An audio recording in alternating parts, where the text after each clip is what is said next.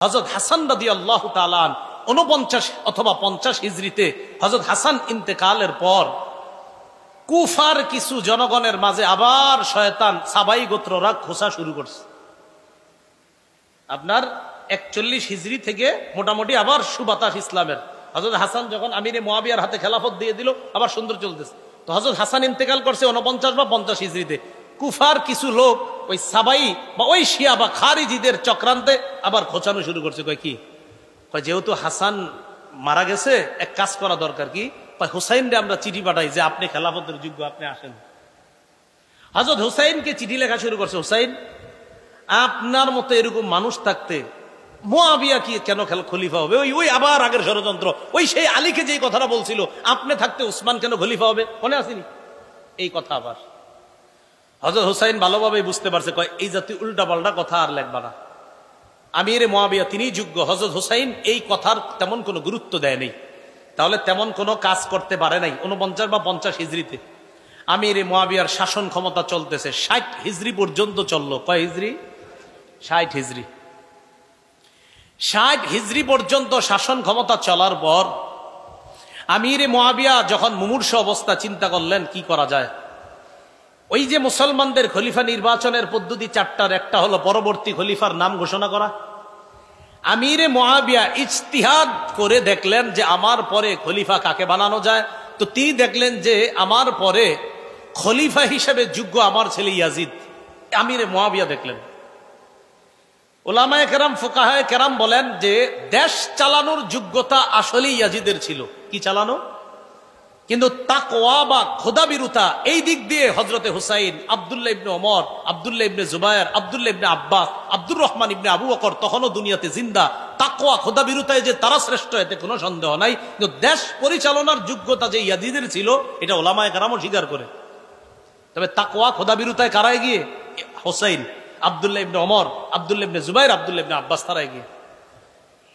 আমিরে মুয়াবিয়া বড় বড় সাহাবী তাবিঈদের সাথে পরামর্শ করছে, আমি ইয়াজিদকে খেলাফতের দায়িত্ব দিতে চাই, আপনারা কি বলেন? তো তারা বলল, হ্যাঁ, দেশ পরিচালনায় ইয়াজিদকে দিতে পারেন। ততদিন পর্যন্ত ইয়াজিদের থেকে কোনরূপ খারাপ কিছু প্রকাশ পায় নাই। তো আমিরে মুয়াবিয়া পরবর্তী খলিফার নাম ঘোষণা করে গেছে। আমিরে মুয়াবিয়ার সম্পর্কে ইয়াজিদ কি হয়?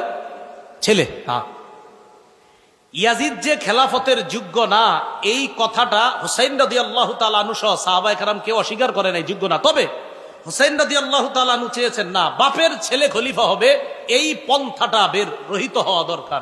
এটা যদি প্রতিষ্ঠিত হয় তো দুনিয়াতে দেখা যাবে বাবার অযোগ্য ছেলেরাও খলিফা হওয়া শুরু হবে। এটা হুসাইন রাদিয়াল্লাহু তাআলা আনহু ছিলেন না, বাপের ছেলেই খলিফা হতে হবে, এই নিয়ম পদ্ধতিটা এটা দুনিয়া থেকে উঠে যাওয়া দরকার। এটা না উঠলে খালি বাপের ছেলেরা যদি খলিফা হতে থাকে, অযোগ্যরাও খলিফা হয়ে যাবে। এটা হুসাইন রাদিয়াল্লাহু তাআলা আনহুর চিন্তা, সঠিক চিন্তা। ইয়াজিদকে খলিফা নাম ঘোষণা করার পর 60 হিজরির 4 রজব আমিরে মুয়াবিয়া রাদিয়াল্লাহু তাআলা ইন্তেকাল করলেন, দুনিয়া থেকে বিদায় নিলেন। আমিরে মুয়াবিয়া ইন্তেকাল করছে যেদিন, সেদিন তখন তার ছেলে ইয়াজিদ, তখনও তিনি দামেস্কে ছিলেন না। তিনি তার বাবার মৃত্যুর সংবাদ পেয়ে আসতে আসতে দেখে জানাজা হয়ে অলরেডি আমিরে মুয়াবিয়াকে দাফন করা হয়ে গিয়েছে। বাকি এতটুকু জানছে যে তাকেই খলিফা হিসেবে নাম ঘোষণা করে গেছে। ইয়াজিদ খলিফা হওয়ার পর চারদিকে চিঠি পাঠাইতে লাগলো, মোটামুটি সবাই আস্তে আস্তে তার খেলাফত মেনে নিতে লাগলো।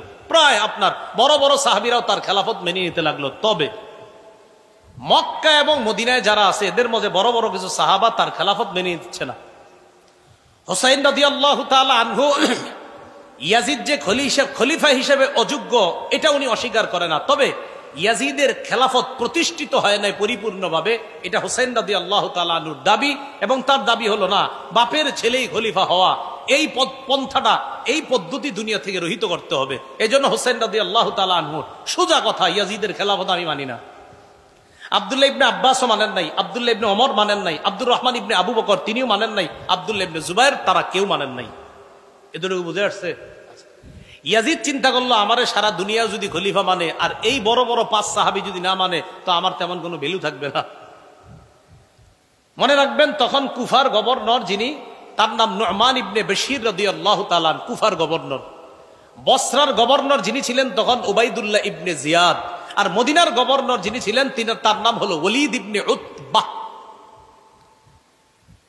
ইয়াজিদ খলিফা হওয়ার পর ওলীদ ইবনে উতবার কাছে চিঠি পাঠাইলো, তুমি যেইভাবে হোক, যেই পদ্ধতি হোক, তাড়াতাড়ি হুসাইন, আব্দুল্লাহ ইবনে জুবায়ের, আব্দুল্লাহ ইবনে ওমর, আব্দুল্লাহ ইবনে আব্বাস, এদের থেকে তাড়াতাড়ি বায়াত নাও। এদের থেকে যদি বায়াত না নাও তাহলে কিন্তু আমার অবস্থা তেমন ঠিক হচ্ছে না, তাড়াতাড়ি এদের থেকে আমার পক্ষে বায়াত নাও। এতটুকু বুঝে আসছে? কুফা থেকে তখন শত শত চিঠি আসতে লাগলো হুসাইন রাদিয়াল্লাহু তাআলা আনহুর কাছে। হুসাইনকে চিঠিতে লিখতেছে, নবীর নাতি, আপনি হযরত আলীর সন্তান, আপনার মতো যোগ্য ব্যক্তি থাকতে ইয়াজিদকে আমরা কেউ খলিফা হিসেবে মেনে নিতে পারছি না। কুফার জনগণ আমরা কেউ তাকে খলিফা হিসেবে মানব না। কুফায় 1 লক্ষ লোক রেডি আছে ইয়াজিদের বিরুদ্ধে লড়াই করার জন্য, আপনি আমাদের কাছে চলে আসেন। কয় লাখ? 1 লাখ। হোসাইন এই চিঠি টিডি পায়া চিন্তা করলো, আসলে কি 1 লাখ লোক আছে? হযরত হুসাইন রাদিয়াল্লাহু তাআলা আনহু দেখলেন আসলেই তো বিশাল একটা জনগোষ্ঠী ইয়াজিদকে এখনো খলিফা মানে না। আসলে কি জানেন, ওই সাবাইরা আলী রাদিয়াল্লাহু তাআলা আনহুরে যেইভাবে হত্যা করছে, তাদের টার্গেট হুসাইনকেও নিয়ে হত্যা করা, এটা তাদের টার্গেট। হুসাইন রাদিয়াল্লাহু তাআলা আনহুর কাছে এদিক দিয়ে চিঠি, এদিক দিয়ে গভর্নর হাউসে, মদিনার গভর্নর হাউসে ডাক পড়ছে। কার? আব্দুল্লাহ ইবনে জুবায়ের, হুসাইন, তাদের ডাক পড়ছে। আব্দুল্লাহ ইবনে জুবায়ের এবং হুসাইন রাদিয়াল্লাহু তাআলা আনহু গভর্নর হাউসে গেছে, যাওয়ার পর সরাসরি বলে ফেলছে, অসম্ভব, ইয়াজিদের পক্ষে বায়াত হওয়া আমার পক্ষে সম্ভব না। গভর্নর হাউসের মধ্যে যখন হুসাইন রাদিয়াল্লাহু তাআলা, আব্দুল্লাহ ইবনে জুবায়ের, তারা কেউ ইয়াজিদকে খলিফা হিসাবে মনোনয়ন দিচ্ছে না, বের হয়ে আসছে। ইয়াজিদ এবার বলল, প্রয়োজনে হুসাইনকে গ্রেফতার করা হোক, নাউজুবিল্লাহ, এরপরেও আমার পক্ষে বায়াত নিতে হবে। হুসাইন রাদিয়াল্লাহু তাআলা আনহু মদিনার অবস্থা বেগতিক দেখে পরিবার নিয়ে মদিনা থেকে রওনা করলেন মক্কায়। কোথায়? মক্কায়। মক্কায় রওনা করার সময় আব্দুল্লাহ ইবনে আব্বাস, আব্দুল্লাহ ইবনে ওমর তারা বাধা দিলেন, আপনি কই যান? মক্কায় যাই। পরে আব্দুল্লাহ ইবনে ওমর কয়, আপনি মক্কায় যাবেন না অন্য কোথাও? কয় না, মক্কায়, আপাতত মক্কায় যাই। কয় তারপর? কয় তারপর দেখি। আব্দুল্লাহ ইবনে ওমর, আল্লাহর রাস্তে আপনি অন্য কোনো সিদ্ধান্ত নিয়েন না, মক্কায় যান, অন্য কিছু করেন না। আব্দুল্লাহ ইবনে ওমর বড় আলেম ছিলেন, উনি বুঝতে পারছেন যে হযরত হুসাইনকে নিঃসন্দেহে আবার তার বাবার মতো ষড়যন্ত্রের ঝালে ফালানোর চেষ্টা করতেছে। আব্দুল্লাহ ইবনে ওমর বললেন, আপনি আল্লাহর রাস্তে মক্কায় যান, অন্য কোথাও যান না। হযরত হুসাইন যে আপনার ওই সাবাই, ওই শিয়াদের ষড়যন্ত্রে আবার পড়তেছে, এটা আব্দুল্লাহ ইবনে ওমর, আব্দুল্লাহ ইবনে আব্বাস বুঝতে পারছেন।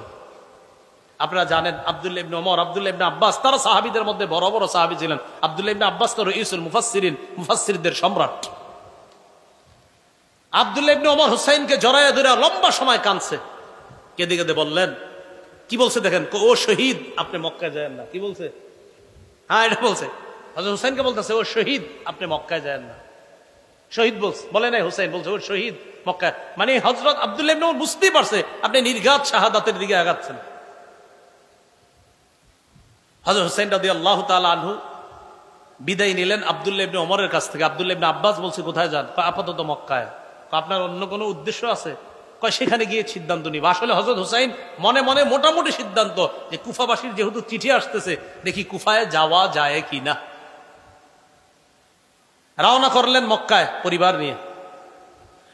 মক্কায় যাওয়ার পর আব্দুল্লাহ ইবনে ওমর রাদিয়াল্লাহু তাআলা আনহু, বড় বড় সাহাবী যারা, তারা বাধা দেওয়ার পরও তিনি মক্কায় গেলেন। ইতিমধ্যে আব্দুল্লাহ ইবনে আব্বাস, আব্দুল্লাহ ইবনে ওমর, আব্দুল্লাহ ইবনে জুবায়ের, তারা ইয়াজিদের খেলাফতকে মেনে নিয়েছে। কথা বুঝছেন নি? আব্দুল্লাহ ইবনে আব্বাসও মেনে নিয়েছে, আব্দুল্লাহ ইবনে ওমরও মেনে নিয়েছে। তারা মেনে নিয়েছে কেন? তারা বললেন, বিশাল বড় কোন রক্তক্ষয়ী যুদ্ধের আশঙ্কা থেকে হেফাজতের জন্য আমরা ইয়াজিদের খেলাফত মেনে নিলাম। এরা খেলাফত মেনে নেওয়ার পর হুসাইন রাদিয়াল্লাহু তাআলা আনহু যখন মক্কায় গেলেন, মক্কায় আরো চিঠি আসতে থাকলো, প্রচুর চিঠি। চিঠিতে শুধু একই কথা, আপনি আসেন কুফায়। এক পর্যায়ে কুফার অবস্থা যাচাই করার জন্য হুসাইন তার চাচাতো ভাই মুসলিম ইবনে আকিলকে পাঠাইছে কুফায়। তুমি যাও, কুফার অবস্থা যাচাই করে আমারে জানাইবা। মুসলিম ইবনে আকিল কুফায় যাওয়ার আগেই, কুফার গভর্নরের নাম ছিল নোমান ইবনে বশির, মনে রাখবেন। ইয়াজিদ চিন্তা করলো, নোমান ইবনে বশিরকে যদি কুফার গভর্নর রাখি, তাহলে ওনার দ্বারা তেমন কাজ হবে না। তেমন কাজ মানে, অর্থাৎ ওনার দ্বারা হযরত হুসাইনের বিরুদ্ধে তেমন কাজ নেওয়া যাবে না, কারণ উনি নরম সাহাবী। ইয়াজিদ কি করলো, বসরার গভর্নর উবাইদুল্লাহ ইবনে জিয়াদকে কুফার গভর্নরও বানায়া দিল। মানে দুই এলাকার গভর্নর একজনকে বানায়া দিল। উবাইদুল্লাহ ইবনে জিয়াদ একটু শক্ত টাইপের মানুষ ছিল, স্বৈরচারী আচরণ তার মাঝে আগে থেকে ছিল। উবাইদুল্লাহ ইবনে জিয়াদ কুফায় এসে বলল, উবাইদুল্লাহ ইবনে জিয়াদ, এদিক দিয়ে মুসলিম ইবনে আকিল কুফায় যাওয়ার পর দেখলো কুফার জনগণ আসলেই হযরত হুসাইনকে চায়। 12,000 মানুষ মুসলিম ইবনে আকিলের হাতে বায়াত হলো হযরত হুসাইনের পক্ষে। মুসলিম ইবনে আকিল যার বাসায় আশ্রয় নিয়েছে তার নাম হানি ইবনে উরওয়া। বলেন কি নাম? উরওয়া। এদিক দিয়ে ওবায়দুল্লাহ ইবনে জিয়াদের কাছে সংবাদ আসছে যে হুসাইনের পক্ষে এক ব্যক্তি বায়াত নিচ্ছে, সে নাকি হানি ইবনে উরওয়ার ঘরের মধ্যে আছে। এই হানি ইবনে উরওয়ার ঘরে গিয়ে হানি ইবনে উরওয়াকে অ্যারেস্ট করে বন্দী করে নিয়ে আসছে। হানি ইবনে উরওয়াকে বন্দী করার পর মুসলিম ইবনে আকিল 4000-এর একটা বাহিনী নিছে হানি ইবনে উরওয়াকে ছুটিয়ে আনার জন্য, মানে জেলখানা থেকে বন্দী করে আনবে। জেলখানা থেকে বন্দী করে যখন আনার জন্য গেছে, যে যাওয়ার পর 4000 ওই মানুষ যাদেরকে নিয়ে গেছে এদের মা বোন ভাইয়েরা আইসা এদেরকে বুঝাইতে লাগলো, এই তোরা থাকিস না, এখান থেকে চল, যে যার যার মতো চল। এই কথা বইলা যখন নিয়ে গেছে হযরত মুসলিম ইবনে আকিল পিছনে তাকায় দেখে আর আছে 60 জন। কয়জন ছিল? কয় হাজার আছে? কয়জন? একটু পরে দেখে 50 জন, একটু পরে দেখে 30 জন আছে, একটু পরে দেখে উনি ছাড়া আর কেউ নেই। এই যে জি, ইহাকেই শিয়া বলা হয়। ইহাকে কি বলা হয়? হ্যাঁ, খুব ধূর্ত। মুসলিম ইবনে আকিল একা একা রাস্তায় পথ চলতেছে, কই যাবে কি করবে কিচ্ছু বুঝতেছে না। হঠাৎ এক বাসার সামনে গিয়ে দেখে এক মুরব্বী মহিলা, তার নাম লেখছে অনেকে তোয়াওয়াহ, তোয়াওয়াহ কেউ লেখছে, আর অন্য নামও লেখছে। এই মুরব্বী মহিলা কয়, কে তুমি? তো উনি বললেন, দেখেন আমি অপরিচিত একজন, এই শহরে আমি অপরিচিত, আমি জানি না কোথায় থাকবো, আমার প্রতি একটু দয়া করবেন। আমি হযরত হুসাইন রাদিয়াল্লাহু তাআলা আনহুর একজন দূত হিসেবে আসছিলাম, আমার একটু আশ্রয় দেন। তিনি তাকে ঘরে আশ্রয় দিলেন। তার ছেলে আবার বাহির থেকে আইসা জানতে পারছে আমাদের ঘরে একজন মেহমান আছে, দেখে কি আম্মা আপনার ওই চুপে চুপে ওই মেহমানকে খানা পৌঁছায়, পানি পৌঁছায়। ছেলে সন্দেহ করলো আম্মা কাকে খানা দেন। এক পর্যায়ে বলতে বাধ্য হয়েছে যে এক ব্যক্তি আমগো ঘরে আশ্রয় নিছে। গিয়ে দেখে এই সেই ব্যক্তি, তার নাম মুসলিম ইবনে আকিল, যাকে গ্রেফতারি পরোয়ানা পুরা কুফার মধ্যে চলতেছে। ওবায়দুল্লাহ ইবনে জিয়াদকে জানায়া দিল। জানায়া দেওয়ার পর মুসলিম ইবনে আকিলকে অ্যারেস্ট করছে। মুসলিম ইবনে আকিলের অ্যারেস্ট করার লম্বা হিস্ট্রি আছে, যেদিকে যাব না। গভর্নর হাউসের ছাদের উপর উঠায়া সেখান থেকে নিচে ভালায়া মুসলিম ইবনে আকিলকে হত্যা করছে। মুসলিম ইবনে আকিলকে হত্যা করার আগে আশ নামে এক ব্যক্তিকে মুসলিম ইবনে আকিল কানে কানে বলছে, আহারে নবীর নাতি হুসাইনকে আমি চিঠি পাঠিয়ে দিছি কুফায় আসার জন্য, যদি পারেন মেহেরবানি করে আপনি তাড়াতাড়ি খবর পাঠান নবীর নাতি হুসাইন যেন কুফায় না আসে। খবর কিন্তু পাঠাই দিছে কুফায় আসতে, এবার আবার বলছে খবর পাঠাইয়া দিয়ে বলেন যেন না আসে। ইতিমধ্যে হুসাইন রাদিয়াল্লাহু তাআলা আনহু মুসলিম ইবনে আকিলের চিঠি পায়া রওনা করে ফেলছে। রওনা করার সময় পদে পদে সাহাবায়ে কেরাম বাধা দিচ্ছে, আপনি কুফায় যায়েন না, নিরাপদ মনে হচ্ছে না। কয় কুফার জনগণ তো প্রস্তুত। কয় আমরা বিশ্বাস করি না, আপনার বাবার সাথে এরা গাদ্দারি করছে, আপনার সাথে গাদ্দারি করবে বলেই আমাদের বিশ্বাস। হুসাইন রাদিয়াল্লাহু তাআলা আনহু রওনা করলেন। প্রশ্ন জাগে, কেন রওনা করলেন? এর উত্তর হলো, হযরত হুসাইন রাদিয়াল্লাহু তাআলা আনহুর চিন্তা হলো যে আমি যদি এই মুহূর্তে কুফায় না যাই, এটা হবে একটা হাজার হাজার মানুষ আসলেই যদি ইয়াজিদের খেলাফত মেনে না থাকে তাহলে কি করা। হযরত হুসাইন রওনা করলেন। রওনা করার পর কিছু দূর যাওয়ার পর হযরত হুসাইন রাদিয়াল্লাহু তাআলা আনহুকে অনেকে বারবার বাধা দিচ্ছে। এক পর্যায়ে আপনার ইরাকের কাছাকাছি যখন চলে গেছে, তখন হযরত হুসাইন জানতে পারলেন যে ইয়াজিদের খেলাফত ভালোভাবেই শক্তিশালী হয়ে গেছে, কুফাতেও বসরাতে সব জায়গায়। অথচ হুসাইনের কানে ছিল কি যে ইয়াজিদের খেলাফত কুফায় নরবরে অবস্থা। আসলে নরবরে না, কুফায়ও ইয়াজিদের খেলাফত শক্তভাবে কায়েম হয়ে গেছে। হুসাইন রাদিয়াল্লাহু তাআলা আনহু যখন গেলেন, ওবায়দুল্লাহ ইবনে জিয়াদ একটা বাহিনীকে পাঠিয়ে দিল, যেই বাহিনীর প্রধানের নাম হলো ওমর ইবনে সাদ। বলেন কি নাম? কতগুলা নাম বলছি আজকে, যদিও মনে থাকবে না আপনাদের, তো যাই হোক এরপরে শোনেন আর কি করা। এই ওমর ইবনে সাদের নেতৃত্বে একটা বাহিনী পাঠিয়ে দিছে হযরত হুসাইনের গতি রোধ রক্ষা করতে। মনে রাখবেন, হুসাইন রাদিয়াল্লাহু তাআলা আনহু কিন্তু জিহাদের উদ্দেশ্যে কখনোই যায় নাই সেদিকে, জিহাদের উদ্দেশ্যে যায় না। এর প্রমাণ উনি শিশু নারীদেরকে নিয়ে গেছে, আর শিশু নারীদেরকে মুসলমান কখনো জিহাদে নেয় না, তুনি গেছে এমনি। যাওয়ার পর ওমর ইবনে সাদের সাথে হযরত হুসাইনের সাক্ষাৎ করার পর হযরত হুসাইন বুঝতে পারছে যে ইয়াজিদের খেলাফত প্রতিষ্ঠিত হয়ে গেছে। হুসাইন সরাসরি বললেন, ঠিক আছে আমাকে ইয়াজিদের কাছে যাইতে দাও। সুন্দর প্রস্তাব। এই ইতিহাস এই জায়গায় বলে আপনার যে হযরত হুসাইন বলছে আমাকে ইয়াজিদের কাছেই যাইতে দাও, আমি দেখি ওখানে যে ইয়াজিদের কাছে আমি নিজেকে সুবর্দ করে দিব, আমি প্রয়োজন মাফিক ইয়াজিদের হাতে আমি প্রয়োজনে বায়াত হব, আমাকে ইয়াজিদের কাছে যাইতে দাও, সেখানে আমার তার সাথে কথা আছে। ওবায়দুল্লাহ ইবনে জিয়াদ যে কুফার গভর্নর, সে কি করলো, ওমর ইবনে সাদকে বলল হুসাইনকে যে কোনো মূল্যে গ্রেফতার করো। একটু তেরা টাইপের লোক। হযরত হুসাইন যখন দেখলো না আমাকে যে কোনো মূল্যে গ্রেফতার করতে চায়, তখন তিনি তিনটা প্রস্তাব রাখলেন হযরত হুসাইন। এক, আমাকে মক্কায় ফিরে যেতে দাও, যেখান থেকে এসেছি সেখানে। দুই, আমাকে ইয়াজিদের সাথে সাক্ষাৎ করতে দাও। তিন, অথবা মুসলমানদের কোন রাষ্ট্রে চলে যেতে দাও, সেখানে অন্য সাধারণ মুসলমানদের মতো আমি জীবন যাপন করব। এই তিনটা প্রস্তাব মনে রাখবেন। হযরত হুসাইন যখন দেখলেন যে আমাকে গ্রেফতার করতেই চায় ওবায়দুল্লাহ ইবনে জিয়াদ, উনি তিনটা প্রস্তাব দিলেন। এক, ইয়াজিদের সাথে সাক্ষাৎ করতে দাও। দুই, মক্কায় ফিরে যেতে দাও। তিন, ইসলামী রাষ্ট্রের কোন সীমানায় পৌঁছায় দাও, আমি সাধারণ মুসলমানদের মতো জীবন যাপন করব। এই কথা শোনার পর ওবায়দুল্লাহ ইবনে জিয়াদ তার যে বাহিনী পাঠাইছে, ওই বাহিনীর মধ্যে প্রধান ছিল ওমর ইবনে সাদ, আরেকজনের নাম ছিল শিমার। কি নাম? শিমার। এই ওমর ইবনে সাদ এবং শিমার আরো কয়েকজন ছিল বড় বড়। শিমার ওবায়দুল্লাহ ইবনে জিয়াদকে বুঝাইল, দেখেন শিকার হাতে পেয়ে এইভাবে হাতছাড়া করাটা ঠিক হবে না। ওবায়দুল্লাহ ইবনে জিয়াদও একটু নরম হয়েছিল, হ্যাঁ ঠিক আছে, যেহেতু রক্ত যুদ্ধ হবে না, তো রক্ত যদি না হয়, রক্ত যদি জমিনে না পড়ে, এটা তো ভালো কথা। হুসাইন যদি এমনি বায়াত হয়ে যায় তাহলে এটা খারাপ কথা না, সমস্যা কি, হোক, ঠিক আছে, তাহলে তাকে ইয়াজিদের কাছে যাইতে দেই। শিমার বলল, আরে আপনি কি করতেছেন, এই শিকার যেটা পাইছেন এটা আর কখনো পাবেন না, হাত ছাড়া করেন না। ওবায়দুল্লাহ ইবনে জিয়াদ হ্যাঁ ঠিক আছে, তাই তো, তাহলে গ্রেফতার করো। হযরত হুসাইন রাদিয়াল্লাহু তাআলা 9 মুহররম কুফা থেকে আপনার শামে অর্থাৎ দামেস্কের যেখানে ইয়াজিদ আছে সেখানে যাইতে প্রায় 900 কিলোমিটারের উপরে। কয়শো কিলো? সেখানে যাইতে আপনার প্রায় 18-19 দিন লাগবে। সেখানে মাত্র 5 দিন রাস্তা অতিক্রম করার পর প্রায় 45 অথবা 72.5 কিলোমিটার রাস্তা, 45 মাইল 72.5 কিলো আর কি, মাইল আর কিলো তো আপনারা জানেন পার্থক্য আছে। 45 মাইল 72.5 কিলোমিটার অতিক্রম করার পর 10ই মুহররম কারবালার প্রান্তরে গিয়ে উপস্থিত হয়, অথবা 9ই মুহররম রাতের আগেই সেখানে উপস্থিত হয়। উপস্থিত হওয়ার পর ওমর ইবনে সাদের নেতৃত্বে সেখানে তাদের দলবল রেডি। হযরত হুসাইনের সাথে মাত্র 72 জন। হুসাইন রাদিয়াল্লাহু তাআলা আনহু বুঝতে পারলেন যে আমাকে কোনোভাবে ইয়াজিদের কাছে আর যেতে দেওয়া হবে না। 10ই মুহররম সকালবেলা ফজরের নামাজ, এই নামাজে ওমর ইবনে সাদ তার নেতৃত্বে দলবল নিয়ে উপস্থিত ফজরের নামাজ পড়লো। কোন কোন বর্ণনাকারী ঐতিহাসিকরা লেখছে এরাও হযরত হুসাইনের ইমামতিতে ফজর পড়ছে। হুসাইন ইমামতি করছে, ওই বিরোধী দলও তারা হযরত হুসাইনের ইমামতিতে নামাজ পড়ছে। কারবালার প্রান্তরে ফজরের নামাজের পর যুদ্ধের ঘোষণা হলো। এর আগের দিনে রাতের ব্যাপারে ঐতিহাসিকগণ কিছু কথা লেখছে। হযরত হুসাইন তাঁবুর মধ্যে ঘুমায় কিছু স্বপ্ন দেখছে, তার বোন পাশে ছিল। স্বপ্ন দেখার পর হঠাৎ উঠে উঠছে, বোন জিজ্ঞাসা করছে ভাইজান কি হয়েছে? হযরত হুসাইন বললেন কিছু না। আবার বলছে কি হয়েছে?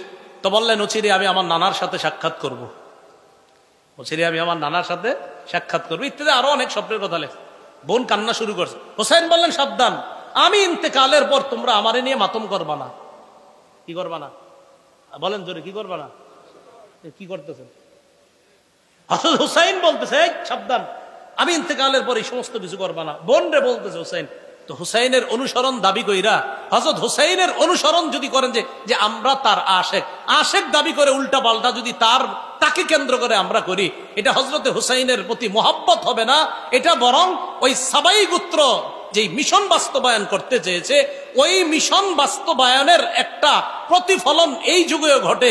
যারা হুসাইনকে কেন্দ্র করে নিজেদের শরীর রক্তাক্ত করে, শরীরের উপর জুলুম করে, এটা হুসাইনের মোহাব্বত পরিচয় না, বরং ওই সাবাই গোত্রের মোহাব্বতের পরিচয়। যারা চাইছে মুসলমান উল্টা পাল্টা করতে থাকে, নিজের বোনরে বলছে সাবধান, কান্নাকাটি করবা না। আপন বোনরে বলে দিচ্ছে এগুলো করবা না, আমার ইন্তেকালের পর উল্টা পাল্টা কিছু করবা না, একদম স্পষ্ট আল বিদায় নেহার বর্ণনা। 10ই মুহররম কারবালার প্রান্তরে লড়াই শুরু। লড়াইয়ে আপনার নু'মান ইবনে বশীর রাদিয়াল্লাহু তাআলা আনহু সেখানে এসেছিলেন। না, নু'মান ইবনে বশীর না, আপনার ওই প্রান্তরের মধ্যে এসেছিলেন। এই হুর ইবনে জিয়াদ যখন দেখলেন নবীর নাতির বিরুদ্ধে আমরা অস্ত্র উঠেই দিয়েছি, অনেক মায়া লেগে গেছে, তিনি জোরে একটা চিৎকার দিলেন, এই তোমরা কার বিরুদ্ধে লড়াই করতেছো? এ তো মোহাম্মদ সাল্লাল্লাহু আলাইহি সাল্লামের নাতি। উনি তার দল ছেড়ে হযরত হুসাইনের দলে যোগ দিছে কয়েকজন নিয়ে। তো তিনিও লড়াই করতে করতে শহীদ হয়ে গেছে। হযরত হুসাইনের সাথে যারা ছিল আস্তে আস্তে সবাই শহীদ হয়ে গেছে। হযরত হুসাইনের সন্তান আব্দুল্লাহ, আরে নাবালেগ শিশু বাচ্চা, এই বাচ্চাটাকে শহীদ করে দেওয়া হয়েছে। হযরত হুসাইন একা কারবালার প্রান্তরে। কারবালায় হযরত হুসাইন যখন একা, বিপরীত পক্ষ সৈন্য যারা, তাদের মাঝে কেউ সাহস করতেছে না হযরত হুসাইনকে হত্যা করার জন্য। হযরত হুসাইনের ব্যাপারে ঐতিহাসিকগণ লেখছেন, উনি যখন একা লড়াই করতেছিলেন মনে হচ্ছিল যেন হাজারো যোদ্ধার শক্তি নিয়ে লড়াই করতেছিলেন একা।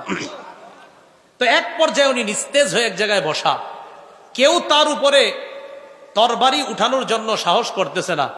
কারণ প্রত্যেকের চিন্তা যে আমার তরবারি দ্বারা যেন নবীর নাতির শহীদ না হয়। প্রত্যেকের যে না, ও মা, আমার তরবারি যেন নবীর নাতির উপরে না পড়ে। প্রত্যেকে এই ভয় পাইতেছে যে না আমি না। আরেকজন কয় আরে তুমি করো, এই প্রত্যেকেই বলতেছে না অন্যজন।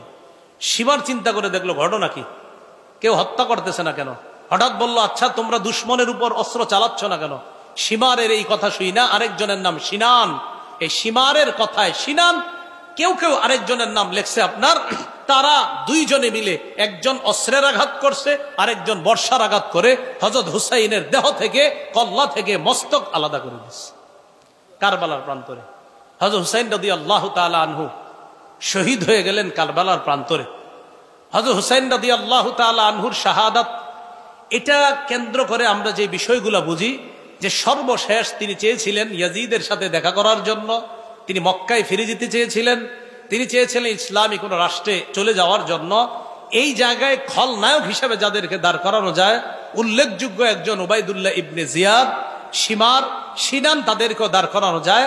আর ইয়াজিদের সেই ঘোষণা যে উবাইদুল্লাহ ইবনে জিয়াদকে বলেছিল যে শোনো, আমার বিরোধিতা যেই করবে তাকে অ্যারেস্ট করবা, তাকে গ্রেফতার করবা, যাকে আমার বিরুদ্ধে বাবা তাকে অ্যারেস্ট করবা। এই ঘোষণাটাও এটা সঠিক ঘোষণা ছিল না। উবাইদুল্লাহ ইবনে জিয়াদের যে ঘোষণা যে হুসাইনকে কোনোভাবেই ইয়াজিদের কাছে পৌঁছতে দেওয়া যাবে না, এটাও ছিল অনেক বড় অন্যায়। এইভাবে আপনার মুসলমানদের এই যে রক্তে রঞ্জিত হওয়ার খেলা, সেই খেলা যে শুরু হলো, মুসলমানদের এই ইতিহাস ঐতিহ্য নষ্ট করার পিছনে মূল কারণটা কি? আমরা যে কারণটা জানলাম সেটা হলো খেলাফত ব্যবস্থাটা ধ্বংস করা। আর খেলাফত ব্যবস্থা ধ্বংস করলো কিভাবে? দেখলো মুসলমানদের একতা। এই একতা নষ্ট যারা করলো, ওই তারাই মুসলমানদের হাতে মুসলমানদের রক্ত রঞ্জিত হওয়ার ইতিহাসটা রচনা করছে। মুসলমান কখনো মুসলমানকে অস্ত্র চালাইতো না, ওই সাবাইরা এটা শুরু করলো। এইভাবে আস্তে আস্তে আপনার স্পেন শাসন করলো 800 বছর। এই স্পেনও শাসন 800 বছর করার পর মুসলমানরা এক ষড়যন্ত্রের শিকার হয়ে স্পেন হাতছাড়া করলো। ভারত উপমহাদেশ প্রায় 400 বছর শাসন করলো, এখানেও মুসলমান ষড়যন্ত্রের শিকার হলো। মূল কথা মনে রাখবেন, মুসলমান ঐক্যবদ্ধ জাতি হিসাবে থাকতে হবে। তৃতীয় পক্ষের ষড়যন্ত্রে মুসলমান যখনই কান দিবে, তখন মুসলমান বিপদে পড়বে। মুসলমানদের একতা নষ্ট হয়ে গেলে তখন এই মুসলমানদের বিজয়ের পরিবর্তে পরাজয়ের গালিব গ্রহণ করতে হবে। এই জন্য আমরা সবাই আজকের ইতিহাস থেকে যে বিষয়টা জানলাম, সবচেয়ে বেশি জরুরি এখন আমাদের একতা। কি দরকার বলেন তো? একতা। তো একতা হবে কিভাবে? আমার পাশে আরেক হুজুরে বয়া দেন, উনি আমার বিরুদ্ধে কয়, আমি ওনার বিরুদ্ধে কই, তো লাভ কি? এমনি আর একতা হবে কিভাবে? আল্লাহ আমাদের সকলকে, প্রাথমিক কথাগুলো কারবালার ইতিহাস তো অনেক শুনছেন, এটার চেয়ে বেশি মনে রাখবেন যে আমাদেরকে শেষ করে দিল কবে থেকে, ওই জায়গাগুলো মনে রাখবেন। যে আমাদের তো উত্থান সুন্দর ছিল, মনে থাকবেনি কত হিজরিতে? 1835 হিজরির 18ই জিলহজ বা 17ই জিলহজ হযরত উসমানকে শাহাদাতের মাধ্যমে মুসলমানদের যে একতা নষ্ট হয়েছিল, ওই একতাটা আজও পর্যন্ত ফিরে আসে নাই। আমরা আল্লাহর কাছে দোয়া করব যে মুসলমান সারা পৃথিবীর যারা, আমরা ঐক্যবদ্ধ জাতি হিসাবে থাকার চেষ্টা করব।